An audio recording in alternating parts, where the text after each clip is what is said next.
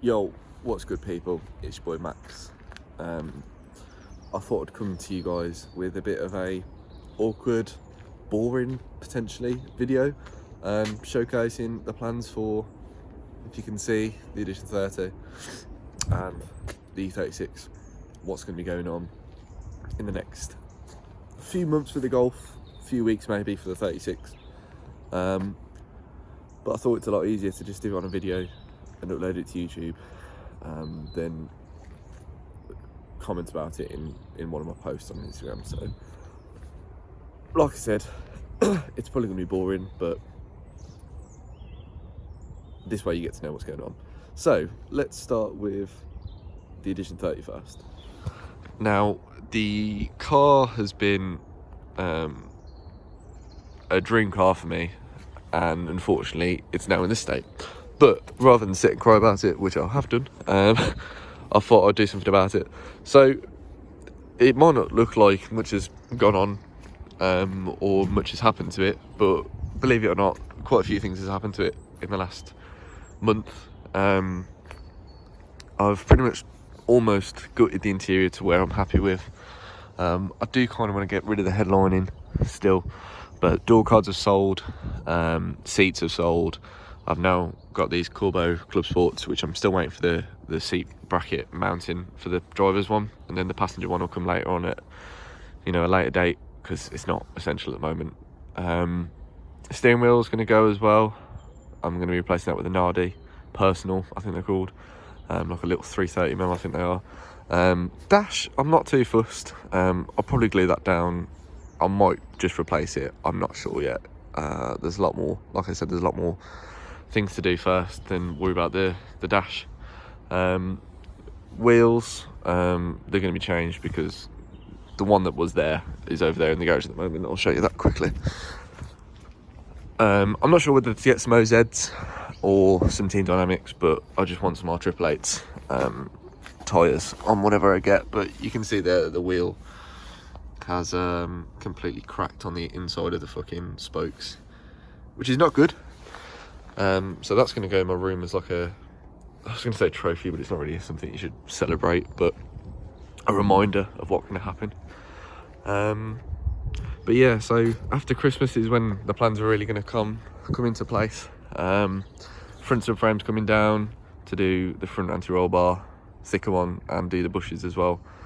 I'm going to do a full exhaust system, intake.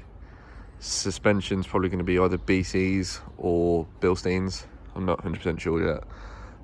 Brakes, I'm not decided, but I'm obviously going to get some bigger brakes on the front.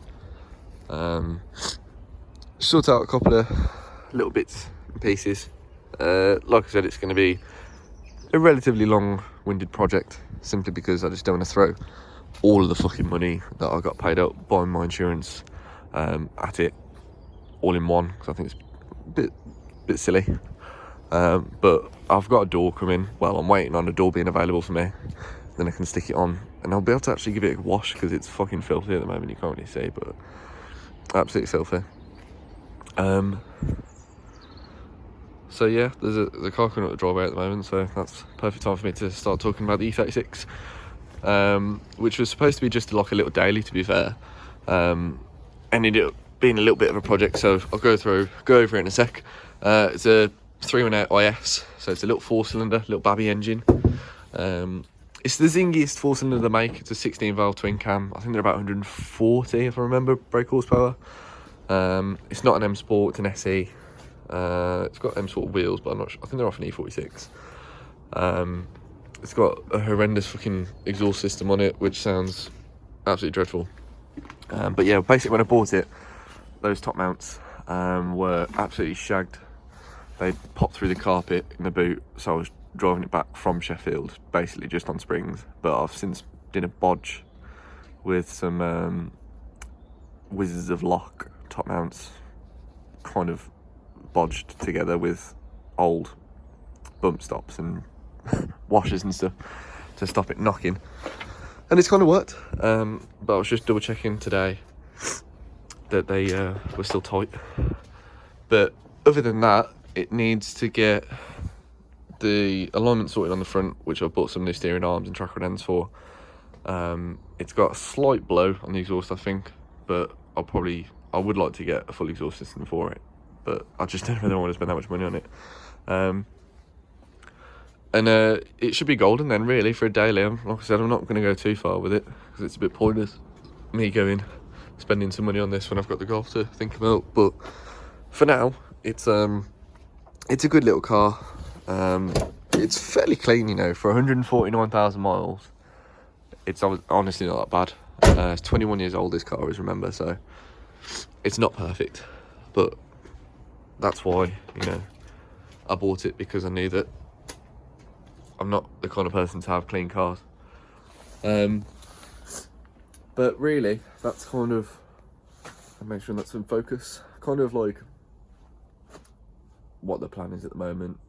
The Golf's definitely happening, but whether I end up deciding to get rid of the Beamer, the 36, because it's bad on fuel, and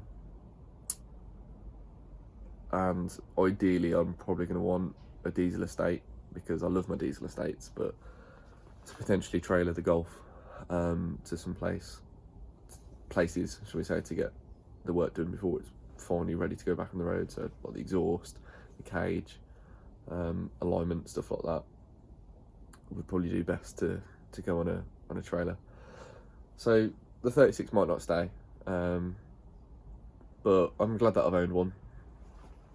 It's a cool car. I might come back to it at a later date with a better engine, so like a 328. But yeah, that's all the future stuff. For now though, hopefully you're not completely bored, and if you've watched this far, you're a fucking proper G.